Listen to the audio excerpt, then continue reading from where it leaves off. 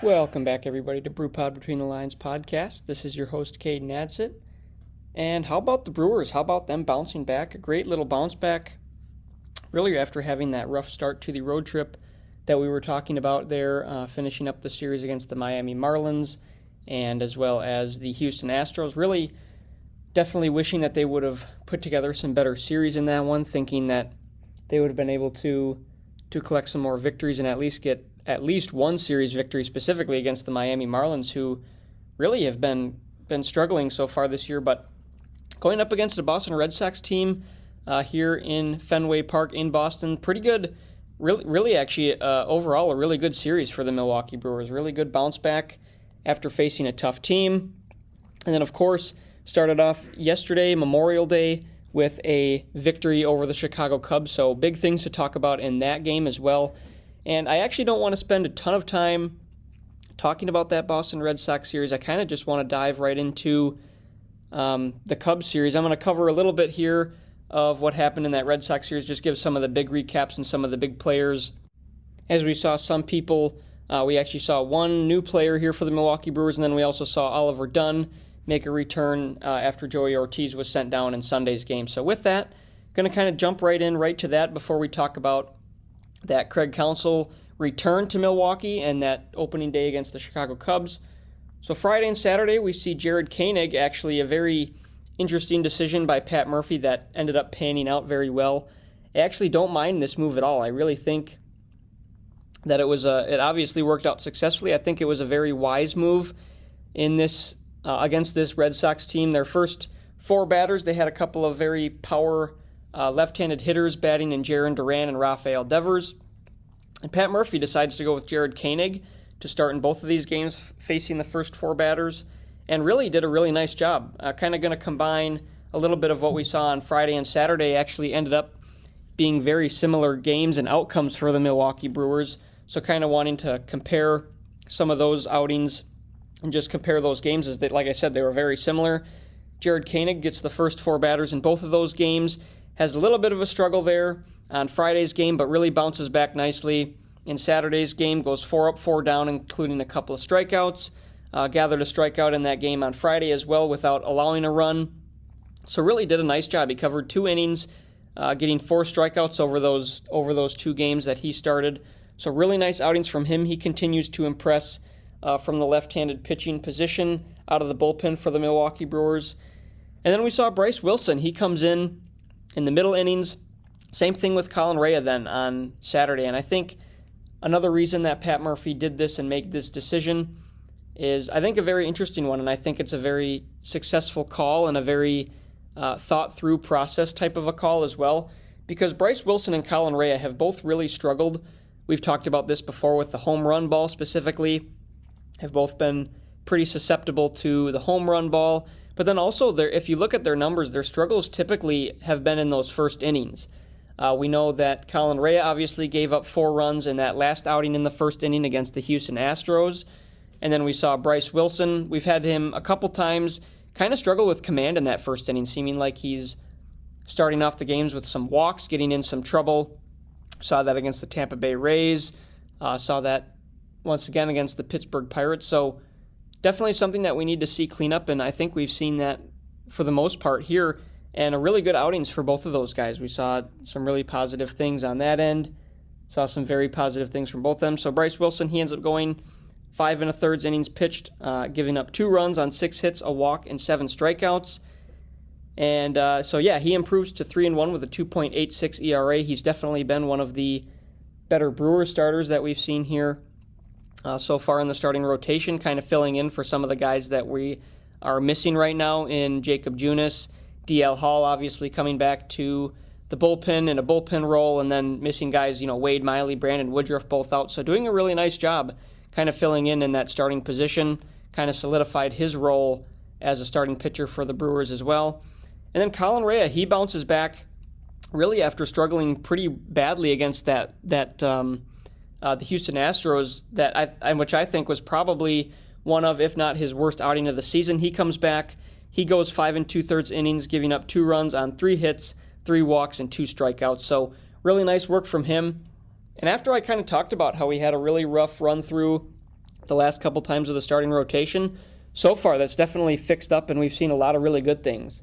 We saw Freddie Peralta. He went 7 innings in that one start that we talked about. Robert Gazzer continues to throw the ball well. Now Colin Rea and Bryce Wilson both throw the ball well. And just some good things from those guys. So good to see the starting pitching kind of pick it up. And the Brewers, really nice job. They get the victory in both of these games, both Friday and Saturday. We see some pretty outstanding things on offense as well. Really some bigger inning rallies that kind of led the team, getting those goose egg type numbers up on the board that really make it difficult for the Red Sox and any team for that matter when you put up big runs, a lot of runs in one inning. Makes it hard for that team, and you really have the momentum shift in that one. So really nice things from the offense. We, of course, saw William Contreras. Who else on the Milwaukee Brewers still continuing his MVP caliber type season. He hits a 2-run home run over the Green Monster on Friday's game. We ended up seeing a home run from Bryce Terang also on Saturday. So good to see him continue to thrive in that leadoff position, continue to do very well. And then we saw on Saturday, we saw multi-hit games from Bowers, Frelick, and Joey Ortiz. So Ortiz continues to swing that hot bat. Jake Bowers has been doing a really nice job. And hopefully we're able to see a little bit more consistency out of Frelick.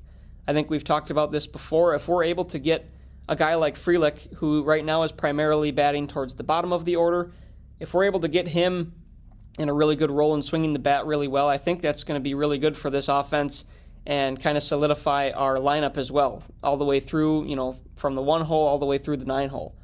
So I think if he can continue to swing the bat well, that's definitely going to improve our odds and our offense through each game. So really nice to see that from him. And then, of course, we saw Yelich and Adames. They both have multi-hit games on Friday.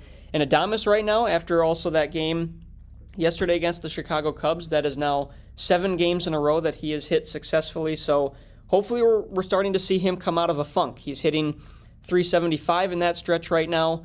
I think he's been on the wrong end of some bad luck for the most part on some of his hits, getting some of that high velocity and hard contact rate on some of the batted balls that he's had, but just unfortunately being right at defenders. So really just hasn't had too much to show for it. So definitely saw some really good things in these games. We saw Brewers, like I said, Friday, they won that game. That was a 7-2 final. And then Saturday, another 6-3 final. So in both of these games, you feel like it was pretty stressless for the most part, which, of course, as us being Brewers fans, is really nice to see from time to time. The Brewers get a couple of victories where it doesn't seem so stressed through and through the game, but really just altogether good all-around baseball from the defense, from the offense, from the pitching standpoint as well. So just an all-around good couple of games in there.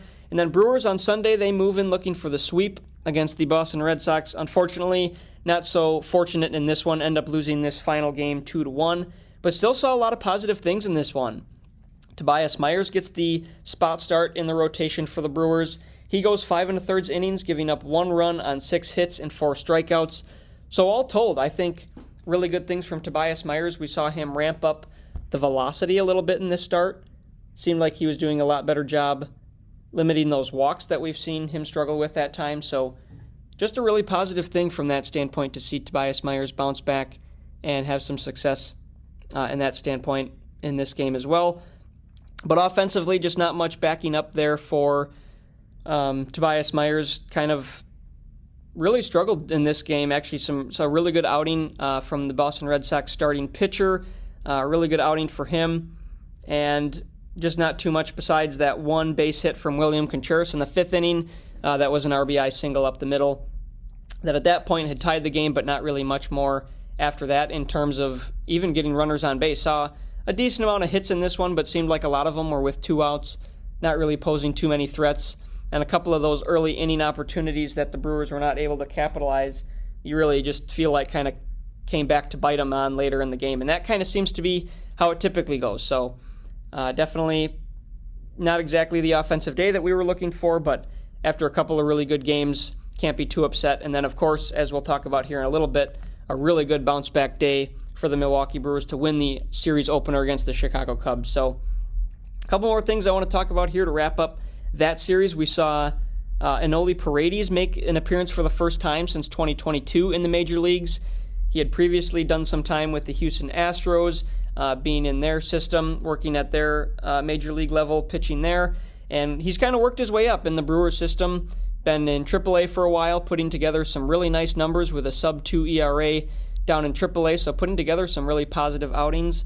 And it paid off, and he earned his way up to a major league spot, and he had an excellent outing. He ended up going 2 innings of work that saw him record 4 strikeouts and went 6 up, 6 down through really the heart of the Boston Red Sox order. So just a lot of positive things from that standpoint. Continuing to see a lot of these surprise bullpen guys fill in.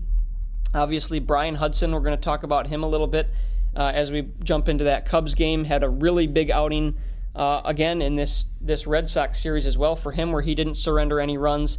Currently second in the major leagues in ERA out of the bullpen and relief position. So a lot of these guys like Koenig, we've got Trevor McGill, who's really done a nice job bouncing back. Hobie Milner, for the most part, has been pretty reliable. Elvis Peguero, I think, is one of the guys that's kind of been on and off. He's definitely got the velocity. He's got the stuff to be successful and be a really good pitcher in the major leagues for this rotation, and we've seen stints of it. We've seen stints of Elvis Peguero that he's had really strong outings, has really put together some positive things. So we're going to see what is able to come of that as we progress into the season. Hopefully he's able to pitch with some more consistency. Ended up having a rough outing in that Sunday's game where he surrendered the go-ahead run in the 8th inning. But other than that, he's been pretty solid for the most part. His ERA still right now sits under 3, so can't complain too much. But a lot of these guys, Paredes included, hopefully he's able to become another one of the bullpen pieces for the Brewers that they can rely on. But I really thought going into this season that the bullpen was going to be a big struggle piece, but actually it's been the starting pitching. The bullpen, for the most part, has been pretty locked down. I think early on in the season we saw some question marks. We saw some red flags go up with some of the outings from some of the guys, but for the most part, they have been jumped right back to where they've been the last couple of years, and I think have pitched like one of the best bullpens in baseball right now. So good to see these new guys come up, be able to make an impact, and have some success and have some outings, especially for Paredes, who hadn't pitched since 2022. So good for him. Congrats to him on getting the call-up and having a successful outing in his Brewers debut. So with that, now we get to come in and talk about some of the more exciting things. So, of course, Brewers fans, we've all been waiting for Craig Counsell's return to American Family Field for feels like a long time now, going way back before the season started, really ever since we found out that Craig Counsell got traded to the Chicago Cubs. And in his return, they played a little bit, looks like they played a little bit of a return kind of appreciation video for Craig Counsell on the scoreboard, as I think they should, but ended up getting a completely contrasted reaction from the crowd, getting a lot of boos, a lot of boo birds from the Milwaukee Brewers stadium and fans. And in all honesty, you can't blame the fans. And even to me, it's a little bit frustrating. I see both sides of it, and I've tried to look at it both ways. But to me, what I think, and I think what makes the most sense to me, is I think a lot of us are in this same boat. Obviously, we hate to see Craig Counsell go.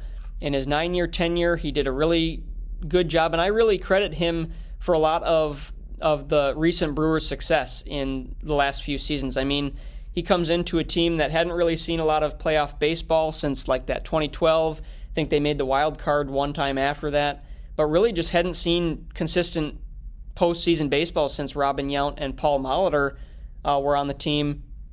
But for the first time, we've seen the playoffs in the last 5 out of 6 seasons. And that one season that the Brewers didn't make it, I mean, they were right there until the last week of the season in a wild card run.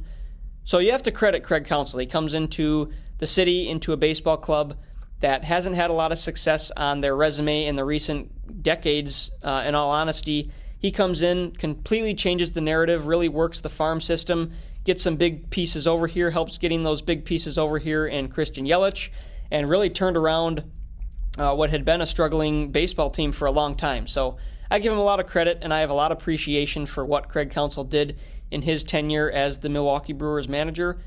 But at the same time, I think I've got that upsetting feeling that a lot of Brewers fans have, that if you're going to be traded and you're going to go to another team, why did you have to pick the division rival Chicago Cubs?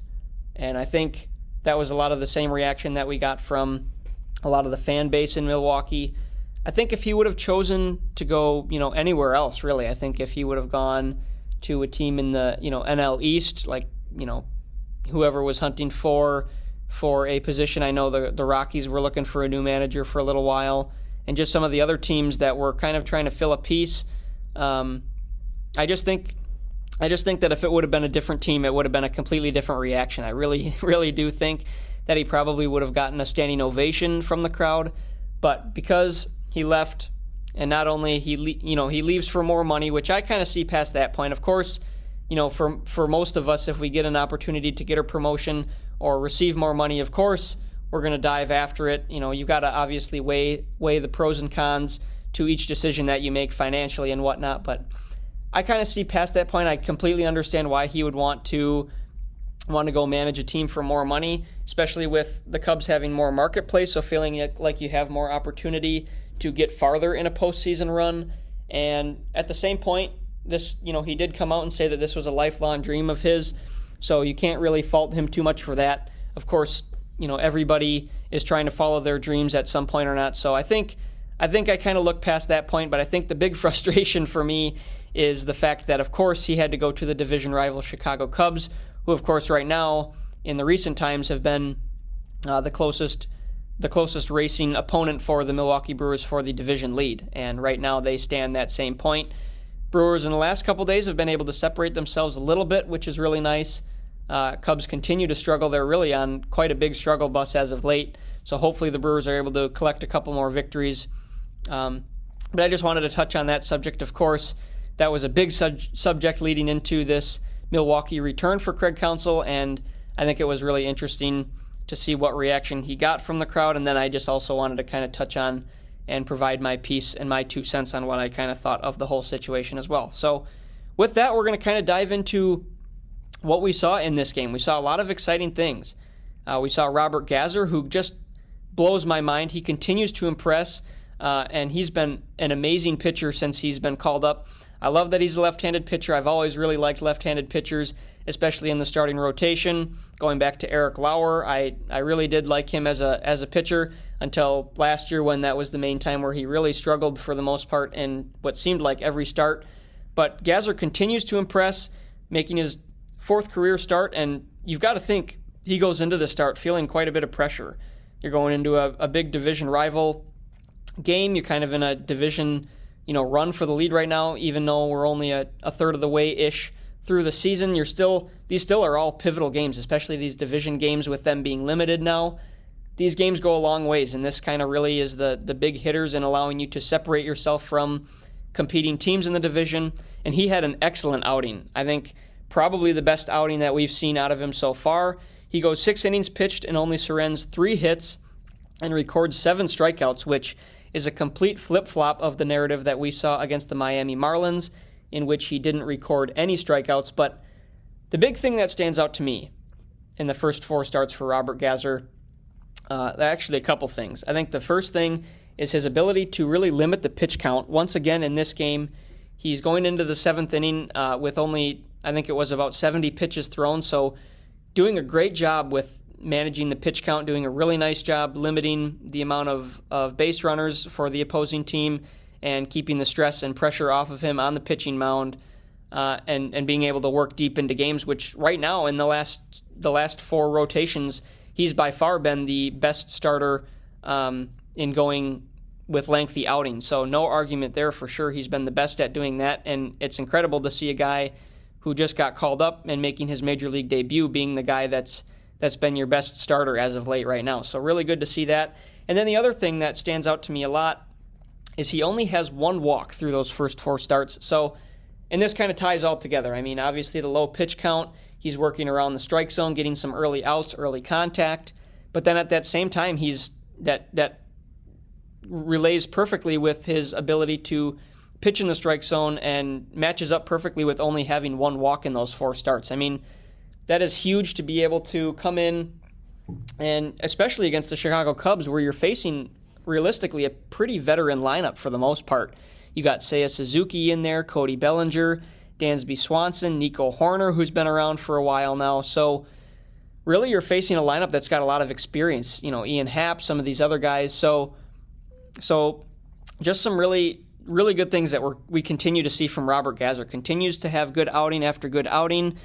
Did get the no decision in this one, and did have a little bit of a struggle. This is the only one part of the whole game that he really had a struggle. In that 7th inning, gave up back-to-back base hits to begin the inning. Pat Murphy comes out, pulls him, puts in Brian Hudson, which this is another guy. We could talk about him for a whole episode. He has just been lights out for the Milwaukee Brewers. Definitely a big surprise for the bullpen. I really hadn't even heard of this guy prior to this season, prior to spring training, and even through spring training hadn't really kept too close of an eye on him. I totally wish that I would have. But he's in his rookie season right now, and he is second in ERA, leading all relievers in the MLB right now, in second place in ERA at a 0.59 ERA after pitching 2 innings of scoreless ball in this game. Obviously, the huge strikeout for Christopher Morel. That was the big first out in that 7th inning. Ended up getting Patrick Wisdom to pop out, and then got Dansby Swanson on just a nasty backdoor slider or sweeper, whatever you want to call it, to finish off the 7th inning, and then had a pretty quick and clean 8th inning for the most part.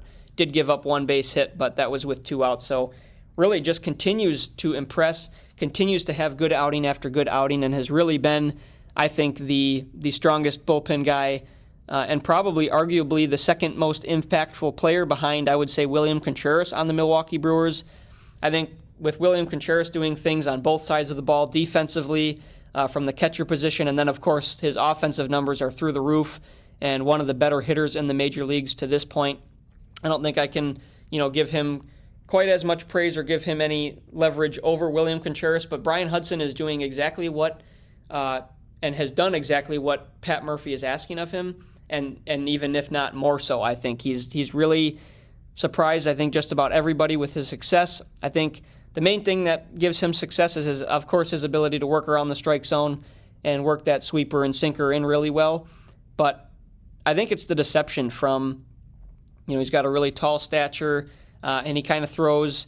He's kind of like Freddie Peralta. He almost strides, in front of the pitcher's mound, gets a couple extra feet lessened from distance from pitcher's mound to home plate, and then he also, his arm comes all the way out to the side. So obviously some deception, almost like a combination of Freddie Peralta kind of lessening that distance to home plate, and then a combination, I think, of Josh Hader with that big arm swing outward that kind of is deceptive at the angle the ball is coming into home plate for the batters. So he continues to impress, and just can't praise these guys, Gazzer and Hudson, both enough, and that they played pivotal roles and had really good outings against these Chicago Cubs in this division rival. So not too much offense in this one. You got to tip your hat also. Justin Steele does an excellent job. He goes 7 innings pitched of scoreless ball.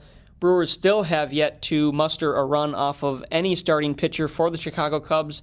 Hopefully that narrative will change tonight when we face Ben Brown. But right now, Cubs starting pitching, I think, has been one of, if not arguably the best starting rotation in baseball.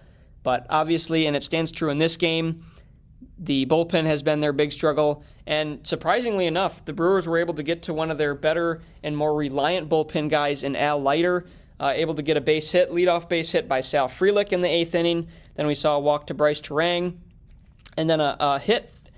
Granted, it was 105 miles per hour off the bat, so obviously William Contreras scorches this ball off the bat, but really a tailor-made, or what should have been a tailor-made double play that would have made it 2 outs with likely a runner on third base.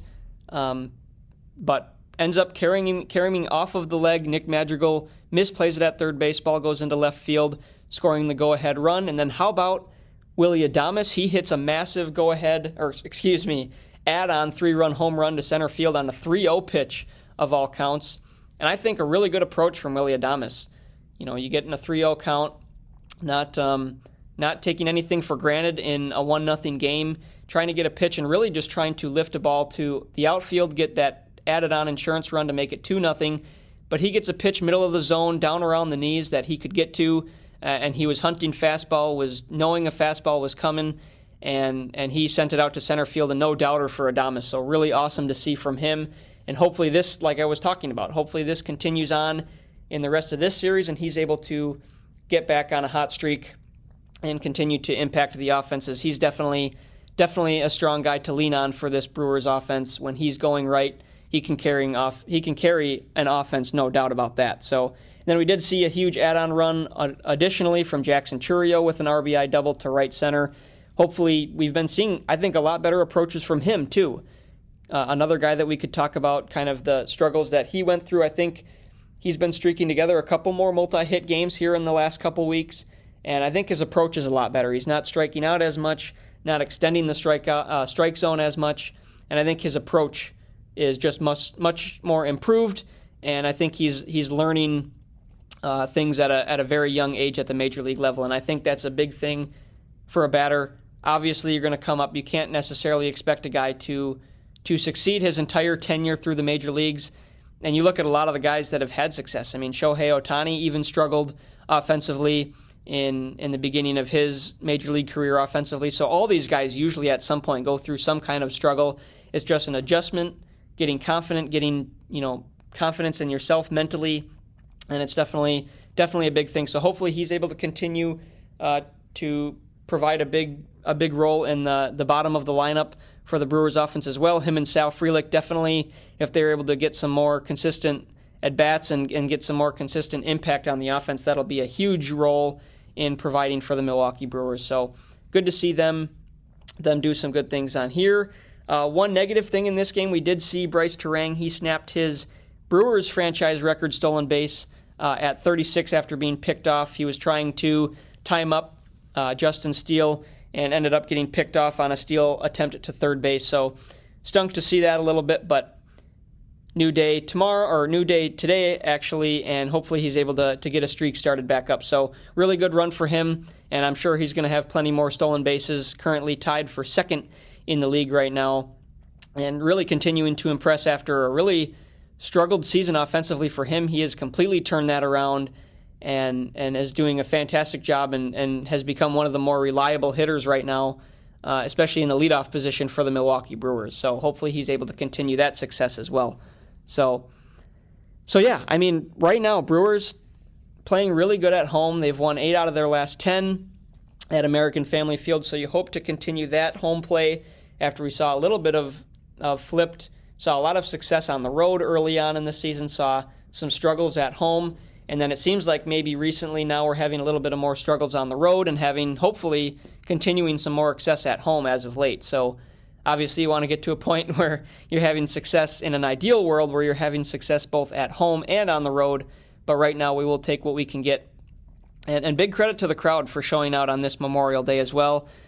Really nice crowd, sellout crowd. I'm sure a lot of Cubs fans at that game as well, but it seemed like in this game, I was at the July 4th game last year, Brewers-Cubs, and it seemed like for the most part it was 50-50, but based on the noise in this game, I think Brewers fans outnumbered the Cubs in this one, fan base-wise, so good to see that at our home stadium, and hopefully we see more of that continue through the series here. So moving on, kind of to carry on from that, moving into what we have left in the series to kind of wrap up the episode here, just want to talk about some of the matchups. We're going to have Freddie Peralta versus Ben Brown for the Chicago Cubs, big 6', 6" right-hander for the Chicago Cubs. Throws a pretty high-velocity fastball. He's got some really nice off-speed stuff. But hopefully Brewers are able to get to him, finally at least get one run off of a starting pitcher, of a Chicago Cubs starting pitcher. That would be nice to be able to erase that narrative and not have to talk about that anymore. But Peralta, of course, will be looking to follow up his amazing outing against the Miami Marlins, where he went 7 innings of one-run baseball and just gave up that leadoff home run to Jazz Chisholm Jr., which was the difference in that game and the only bad part of that outing for Freddie Peralta. So hopefully he's able to command the strike zone well, and I think the big thing is going to be limiting the walks.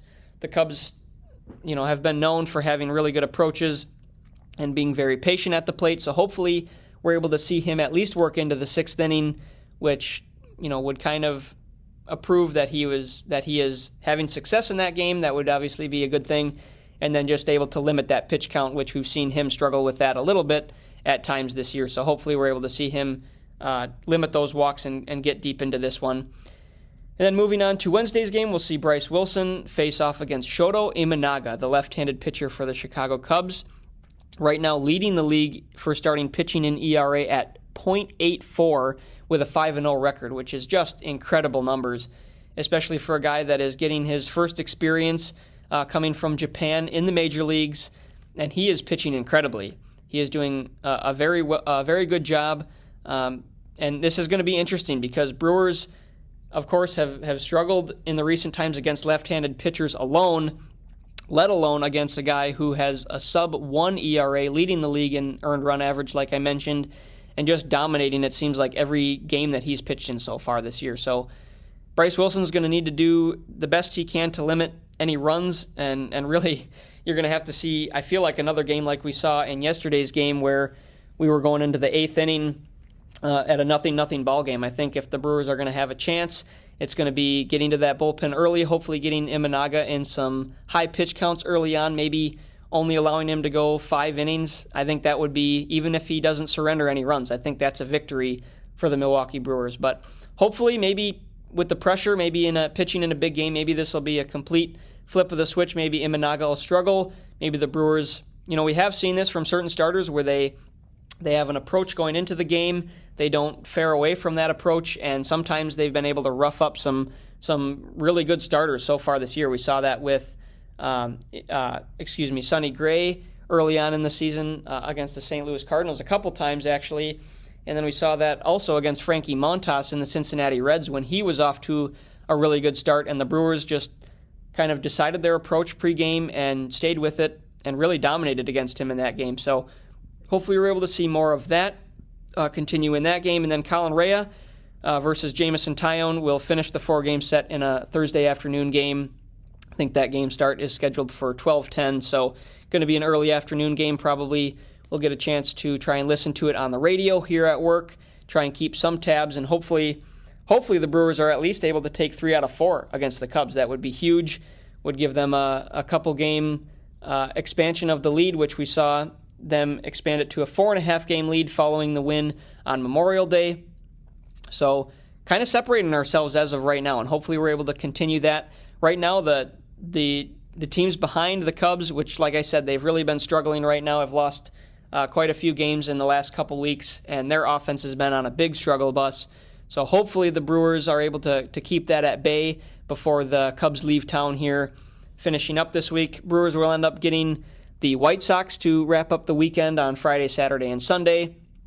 So that should be some pretty entertaining games. I mean, the White Sox have been probably the worst team, in all honesty, in the MLB record-wise right now. Really struggling, but the environment in American Family Field when the White Sox fans are there is also always interesting. I was at one game a few years ago where Lance Lynn pitched against the Milwaukee Brewers when he was with the Chicago White Sox, and that was a pretty packed house and a lot of White Sox fans at that game as well. So probably going to be a lot more of the same, but good to know that probably most of the games this week are going to be pretty close to being sold out. So going to be awesome to have that fan base and that crowd in the stadium throughout the entire week. So yeah, that kind of talks about everything I wanted to talk about and touch on. Just moving on to talk about a little bit more, like I was saying, how the remaining teams in the division right now are pretty tight. Like I said, Brewers have a 4.5 game lead right now over the Chicago Cubs, but following close behind, Cardinals only 5.5 games back. They've been playing really good baseball. Ended up losing yesterday's game to the Cincinnati Reds, who are enjoying a little 4-game win streak that they are on right now. And they are Pirates right now, 6.5 games back, and then the Reds, like I just talked about, after a huge sweep against the Dodgers. So congrats to them in sweeping the Dodgers. They're currently 7.5 games back. So right now, only 3 games separating the second-place Cubs between the last-place Reds as of right now. So, by the end of this week, it could be a completely flipped script of the division and the standings. But so that'll be fun to keep an eye on and keep an eye on what goes on with that and how that gets moved through the week and through each game this week. So a couple more games between the Cardinals and the Reds. Like I said, after the Reds won that game yesterday, going to be a couple exciting games in that series, I'm sure. And then the Pirates, we'll see what they are up to by the end of the week, and we'll kind of give more of an update on the division as we wrap up that series against the Chicago Cubs. So with that, like I said, that kind of talks about everything I wanted to talk about. A lot of excitement in the last 4 games or so, and hoping to see a lot more of the same as we continue through this week. So with that, BrewPod Between the Lines podcast is always available on Spotify, Apple Podcasts, YouTube, and other mainstream podcast sites. So please feel free to reach out or listen to this podcast from wherever it is you may like in the future. I can always be reached on social media using @brew_pod on Twitter or by searching BrewPod Between the Lines podcast on Facebook or Instagram. And of course, hopefully Brewers are able to continue playing some good baseball against the Chicago Cubs, kind of extend that lead in the division as it sits at 4.5 right now, hoping to extend that a little bit and continue to get some victories and poke a little side in Craig Counsell and get a couple of victories against him and that Cubbies team. So we'll see what comes of that later this week, and we will get back to you with some games of those updates here probably midweek. Might even try and record a podcast again maybe tomorrow, post-game, or Thursday morning, whatever it may be, and give a little bit of update, because I'm assuming we're going to have a lot to talk about here as we wrap up this series against the Chicago Cubs. So with that, we will see you guys next time. Talk to you soon. And of course, go Brewers!